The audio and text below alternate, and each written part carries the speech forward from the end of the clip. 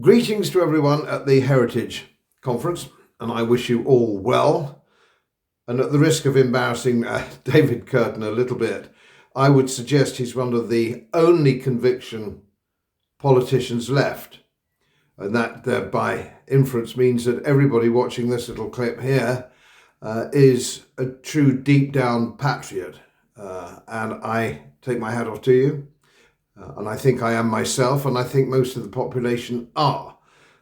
And I think the march that we saw, the Unite March last weekend, proved that with at least 1 million people. No, it was 1 million people, believe me, or more, waving Union Jacks or St George's flags or the Saltire if you're a Scot.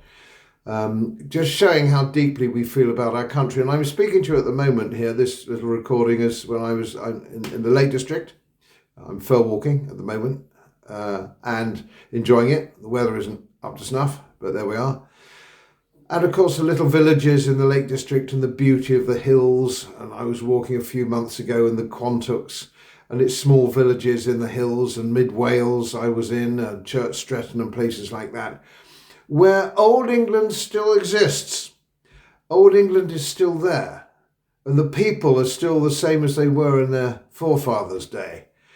Caring, compassionate, Christian in the main, and that doesn't mean to say they all go to church, because they don't now, because most of our bishops in the Church of England aren't particularly Christian.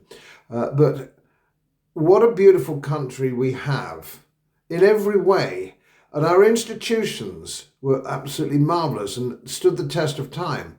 A parliamentary democracy, a constitutional monarchy, the principles of English law built up over hundreds and hundreds of years, which are abandoned with the sweep of a pen.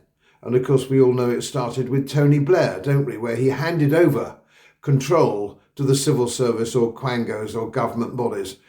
And Parliament now has no power, exercises no power, and has become basically a meaningless organisation. It's a great shame, because Parliament is actually a wonderful idea. You send your representative from your constituency where you live to represent you in Parliament and your views in Parliament. Those days have long since gone, and the Conservatives now are finding out, the Conservative Party, just how seriously, what an error of judgment they made, and they will probably never rise again, I don't know. And we see other parties coming on, we see other people coming on, but I don't actually have much faith in a lot of these people, but we will see, time will tell.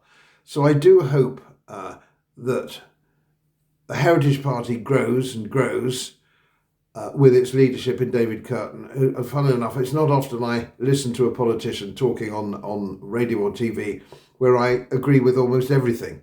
Normally I say, well, he's not a bad bloke and he's got one or two things right. But I say with heritage policy, I agree with everything. You're 100% right. And I do hope that sooner or later that's rewarded at the ballot box. But again, I say very good luck to you. My very best wishes to you. And I don't overtly support political parties these days, because I think my commentary and my channels do better slightly detached. But if I were, to be involved again in party politics, certainly I would put heritage very much at the top of my list. Best of luck to you all.